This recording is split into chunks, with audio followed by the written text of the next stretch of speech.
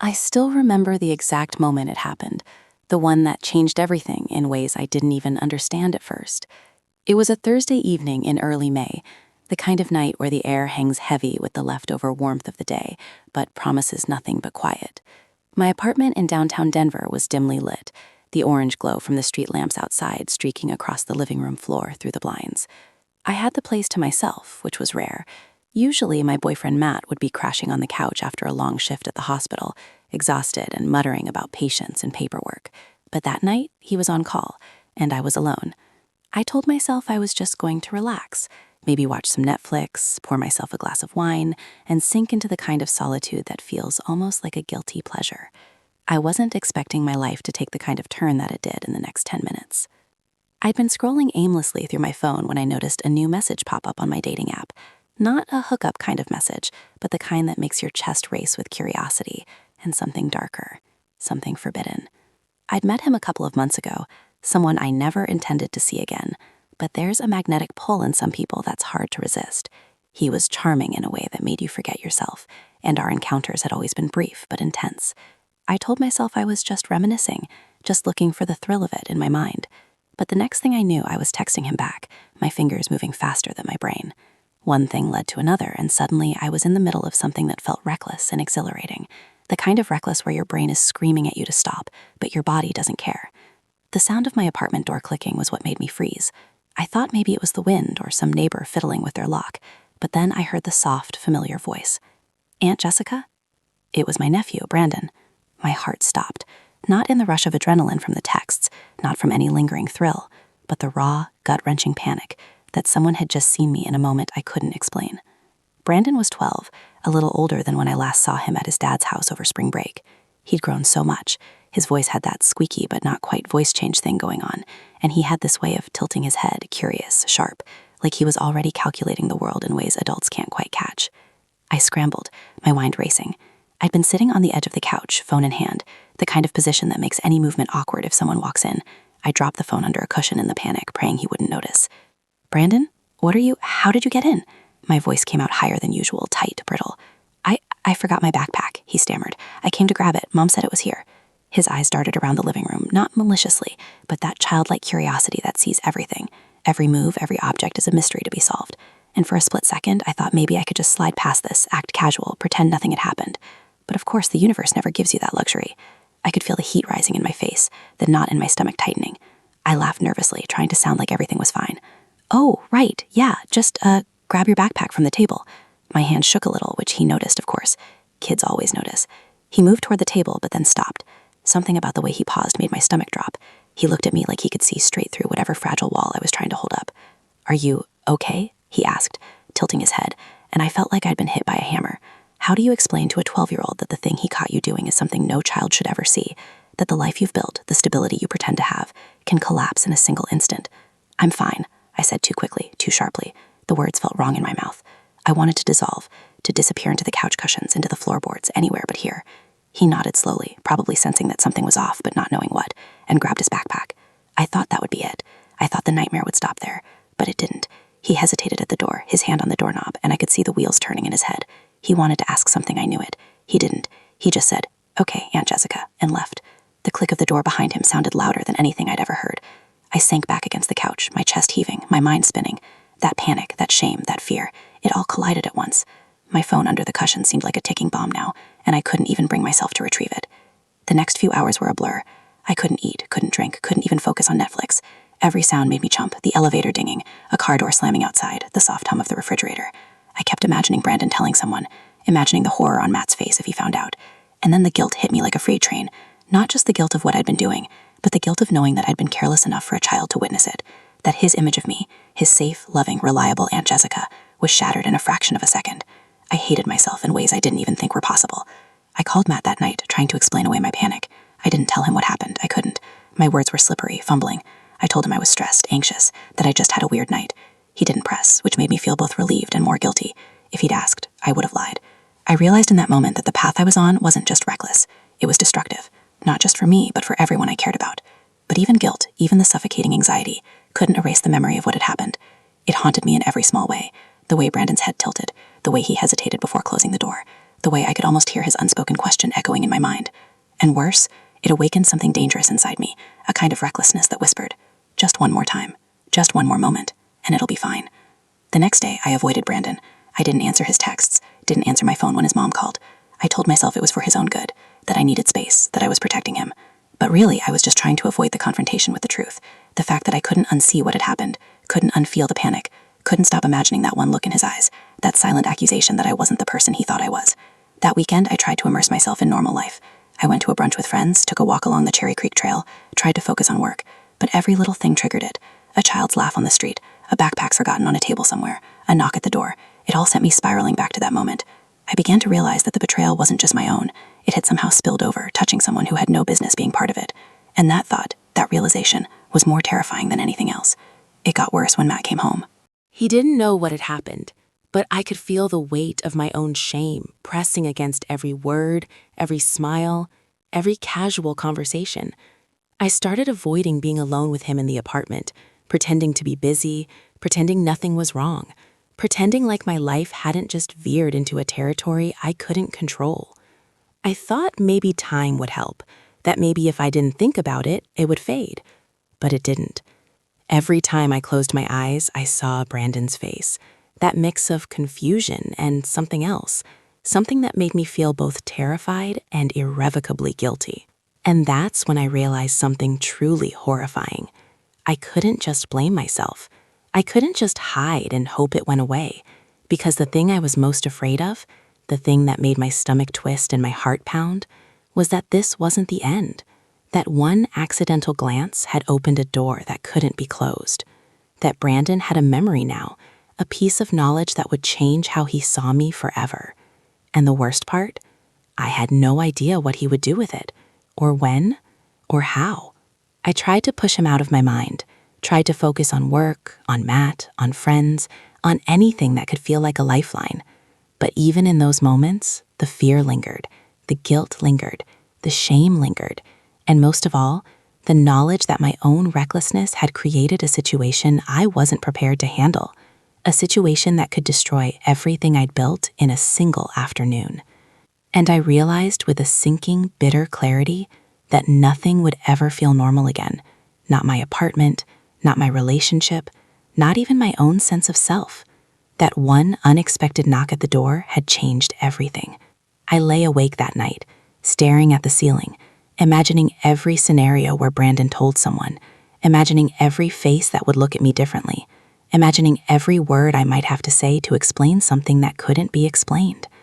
And somewhere deep inside, I knew that this was only the beginning, that the story had just started, and that the fallout, when it came, would be messy, unavoidable, and utterly devastating. It was 2 days after Brandon walked in that I started noticing the little things, small shifts that made my stomach tighten every time.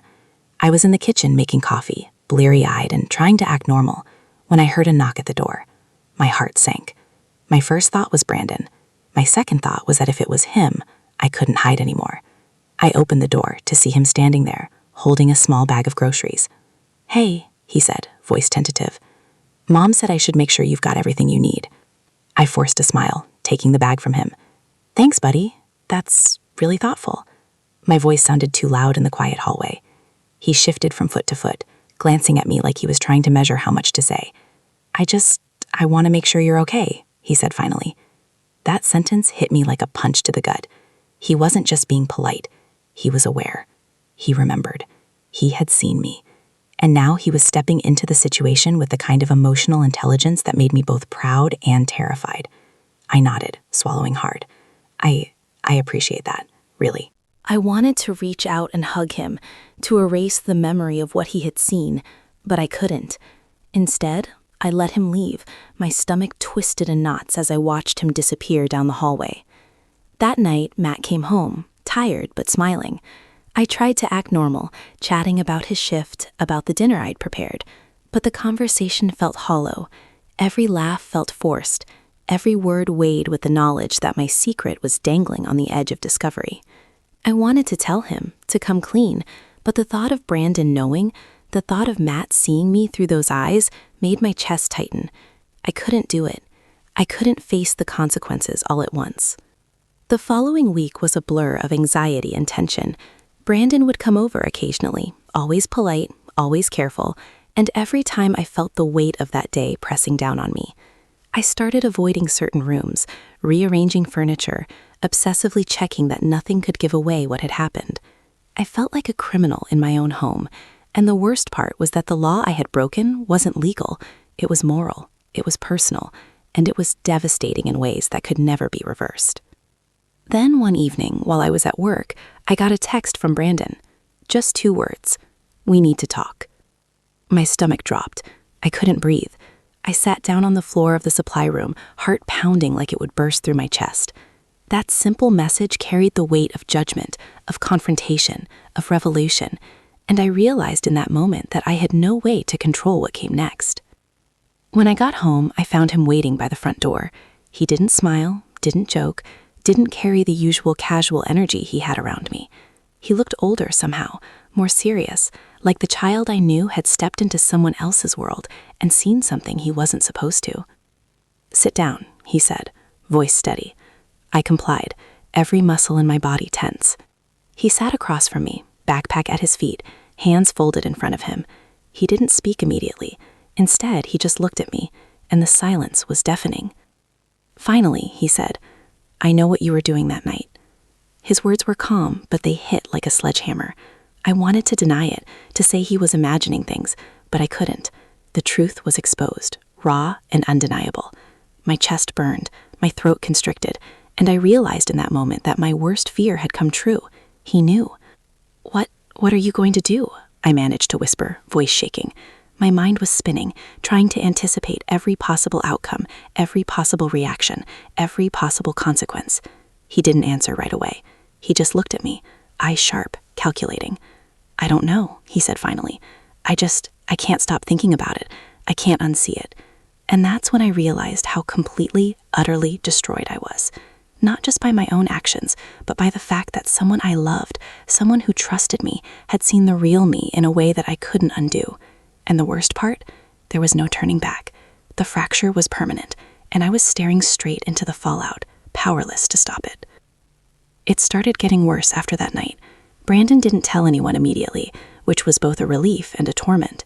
Every time I saw him at family dinners or even at the grocery store when his mom would drop him off, I felt this sharp electric tension between us. He wasn't acting out, not in the overt, childish way that would make me feel like he was blaming me. No, it was subtler. Tiny shifts in tone, a silence where he used to laugh, the way his eyes would linger just a fraction too long, searching, weighing, silently judging. I couldn't escape the feeling that he was replaying that night over and over in his head. And worse, so was I. Every single time I closed my eyes, every time I was alone, every time I caught myself daydreaming, it was there. That moment, that memory, that tiny crack that had opened up in my life and refused to close. Matt started noticing something too. I tried to act normal, tried to keep my usual routines, the grocery runs, the occasional movie night, even our weekend brunches, but it was slipping. I could feel his suspicions, subtle questions in the way he asked about my day, the way he lingered on certain topics, probing without really asking.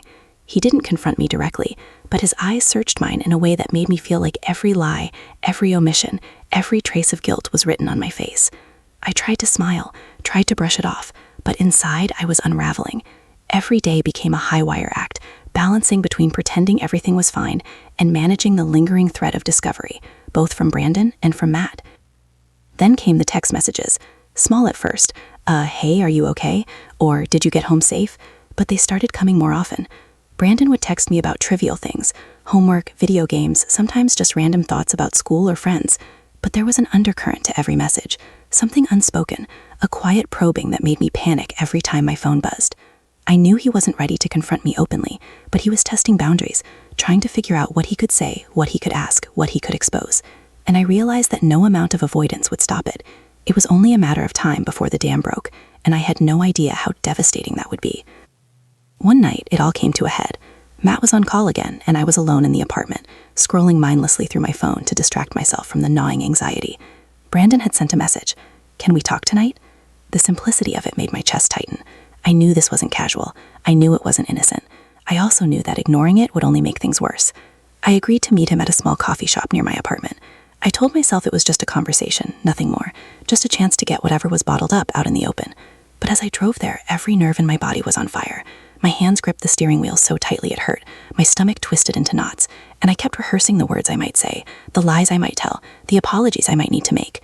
He was already there when I walked in, sitting at a corner table, backpack at his feet, hands folded in front of him. He looked older than 12, more serious, less like a kid, and more like someone who had just glimpsed a part of the world he wasn't ready for. The moment our eyes met, I felt my knees weaken. He wasn't smiling. He wasn't joking. He wasn't the Brandon I knew. He was something else. "Hey," I said, voice trembling, despite my attempts at calm. "Hi," he said, voice steady, unnervingly steady. "Thanks for meeting me." I nodded, swallowing hard. "Of course. What's on your mind?" I tried to sound casual, but my throat was tight, my heart hammering. He took a deep breath. "I saw you that night, Thursday, at your apartment. I don't know what to think about it." His words were deliberate, careful. Each one hit me like a hammer, making it impossible to breathe normally. I wanted to shrink into myself, to disappear into the chair, to erase every memory of that night. I started, but my voice failed me. I didn't know how to explain it. I didn't know how to justify it. I didn't even know if I wanted to. The guilt, the shame, the panic, it all pooled in my stomach, and I realized that nothing I could say would make it better. It was done. It had happened. He leaned back in his chair, eyes never leaving mine. I can't stop thinking about it. I can't unsee it. And I don't know if I can ever trust you the same way again. The honesty in his voice, the raw vulnerability, broke something inside me. I wanted to scream, to cry, to beg him to forget, to pretend, to rewind, to fix it somehow. But there was no fixing it. Not anymore. I left the coffee shop that night feeling hollow. The drive home was a blur. Every red light, every passing car, every shadow on the street seemed to mock me. I kept imagining Brandon at that table, eyes sharp and unforgiving, and I realized that the person I had trusted with my life, the child I loved like my own, had seen me in a way I could never undo. And the betrayal, my own betrayal, wasn't just personal. It had spilled into his world, his perception of me, and there was nothing I could do to reclaim it. Things at home didn't improve. Matt still hadn't caught on directly, but the tension between us was palpable. Every touch, every casual glance, every shared meal felt like a minefield. I was constantly looking over my shoulder, constantly waiting for the moment when Brandon's knowledge, or his silence, would somehow collide with Matt's awareness. I realized that my life had become this delicate, terrifying balancing act, and one wrong move could send everything crashing down. And then came the most surreal moment. I was at work, sitting in the break room, scrolling through emails and trying to ignore the gnawing anxiety that had become my constant companion, when I saw him, Brandon, standing at the end of the hallway, backpack slung over one shoulder, staring at me like he could see straight through the walls, straight through the lies, straight through everything I was trying to hide. I froze. My chest tightened. My palms sweated. He didn't approach me, didn't say anything, but the way he looked at me made my heart stop. I felt exposed in a way I hadn't since that night. I realized then that this wasn't something I could run from. This wasn't something that would just fade away. Brandon had seen me, and now he had a presence in my life that was inescapable. Every interaction, every conversation, every casual encounter carried the weight of that secret, and I was powerless to stop it. That night, I couldn't sleep. I lay in bed, staring at the ceiling, imagining every possible scenario, the worst-case scenarios, the scenarios where Matt finds out, where Brandon tells someone, where my life as I knew it collapses entirely. I realized that the guilt, the shame, the fear, they weren't just emotions anymore. They were a constant companion, a shadow that followed me wherever I went, whispering reminders of what I had done, of what I had exposed, of what I could never take back. The next morning, I tried to act normal. I went through my routine, forced myself to smile at coworkers, answer texts with casual cheer, but inside, I was unraveling. I realized that nothing I did would erase what had happened. Nothing I did would restore the innocence that had been lost. Nothing I did could stop the slow, creeping realization that my life had been forever altered by a single reckless decision. And the worst part? I knew that this was only the beginning. The fallout had started, but it wasn't over. I could feel it, like a storm on the horizon, gathering strength, waiting for the right moment to hit. Every interaction with Brandon, every glance, every word, every silence carried the potential to shatter the fragile facade I had built. And I knew that when it happened, when it all came crashing down, I wouldn't be able to hide, wouldn't be able to deny, wouldn't be able to protect anyone, not even myself. I kept imagining that night over and over, the memory etched into my mind with terrifying clarity. The way Brandon's eyes had widened, the hesitation, the almost imperceptible shift in his posture, the silent question in his voice.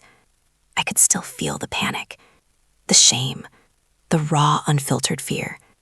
And I realized that this memory wasn't just a moment in time. It was a fracture in the foundation of my life, a crack that had spread and deepened, threatening to consume everything I had built.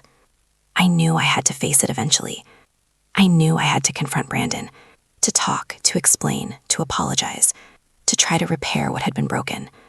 But I also knew that the road ahead would be painful, messy, and unpredictable. The trust that had been shattered could not be rebuilt overnight, and the consequences of my actions would follow me, shadowing every moment, every decision, every relationship. And the truth, terrifying, undeniable, inescapable, was that my life had been permanently altered, and there was no turning back.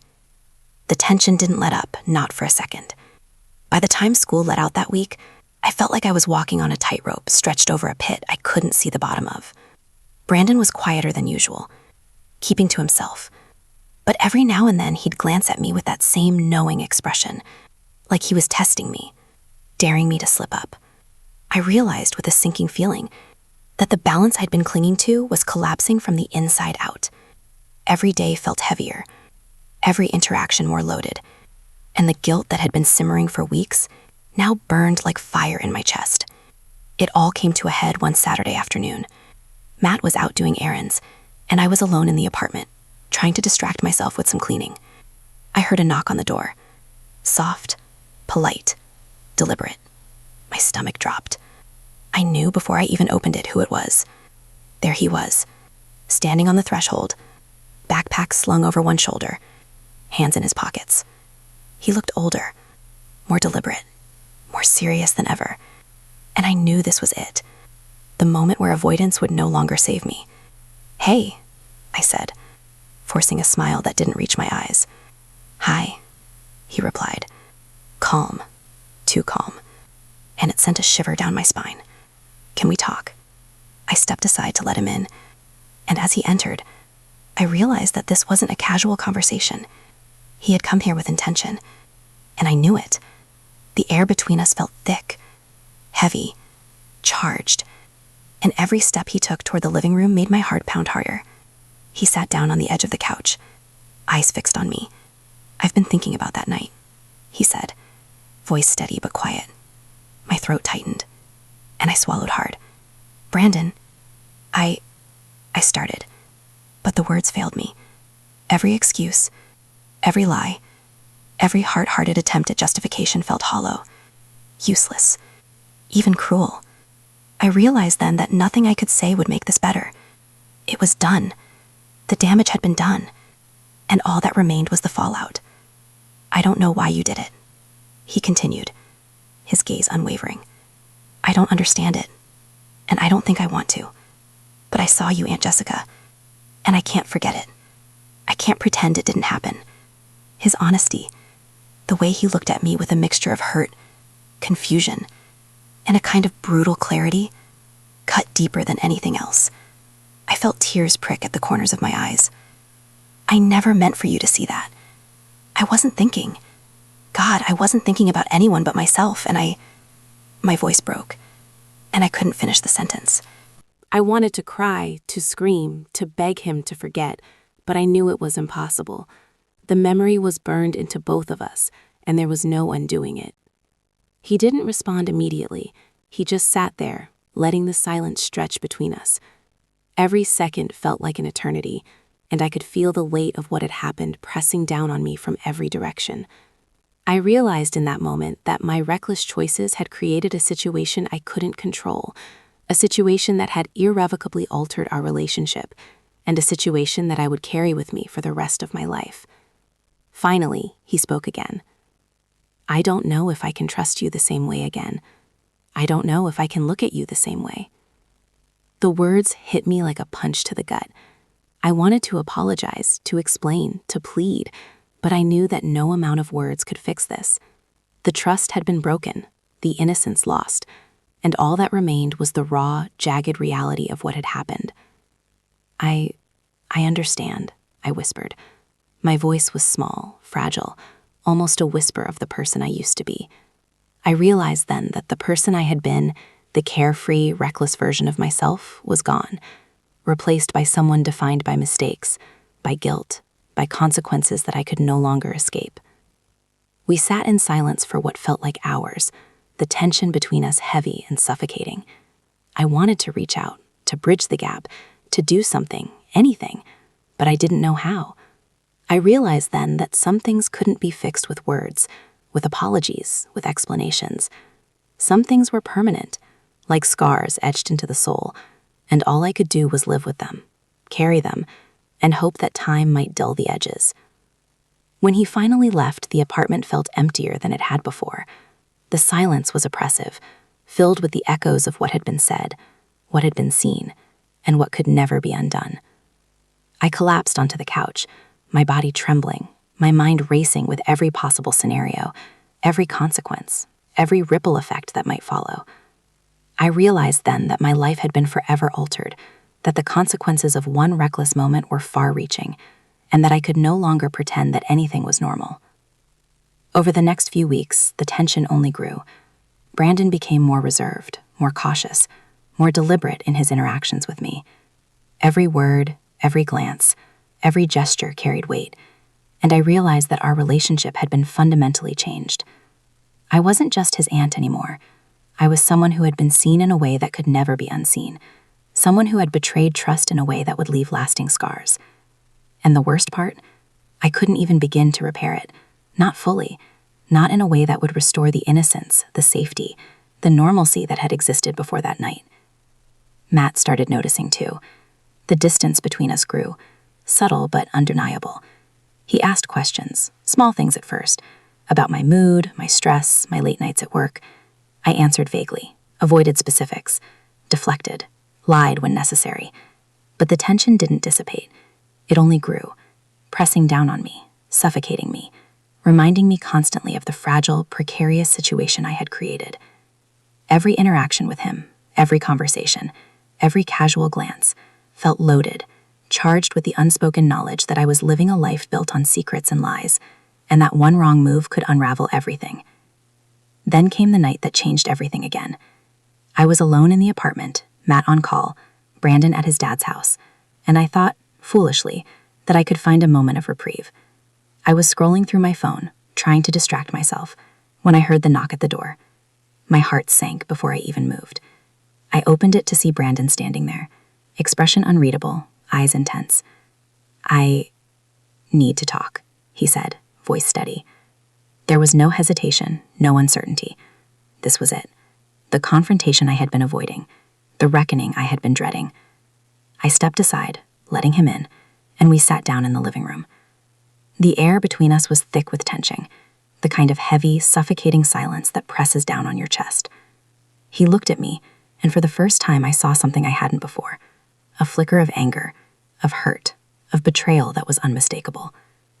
"You have to understand," he said finally, "that what you did, it changes things, forever.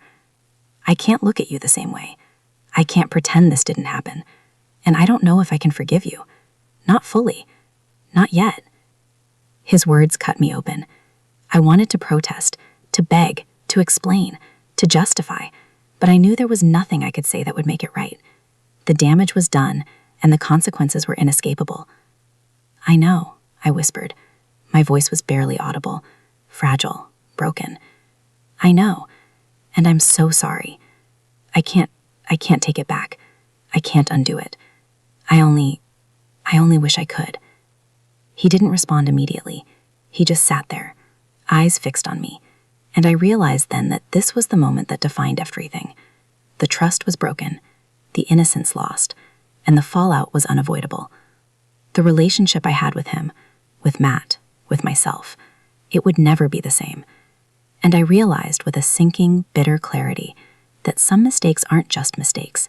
They're fractures, permanent and jagged, and all you can do is live with them, carry them, and hope that one day, somehow, the pieces might fit together again. When he finally left that night, I sat in the dark, the apartment empty and silent. The weight of everything pressed down on me, the guilt, the shame, the fear, the knowledge that my life had been irrevocably altered by a single reckless decision. I realized that nothing would ever feel normal again, that the trust I had once taken for granted was gone, and that the consequences of my actions would follow me, haunting me, shaping every interaction, every relationship, every moment of my life from that point forward. And somewhere deep inside, I knew that this was only the beginning. The reckoning, the fallout, the endless chain of consequences, they were all still ahead. I had glimpsed the fracture, seen the damage, felt the pain, and I knew that life as I had known it was gone forever. The only thing left was to face it, to live with it, and to hope, somehow, that time might soften the edges of the wounds I had inflicted, not just on myself, but on the people I loved, on the people I had hurt, and on the life I had irrevocably changed.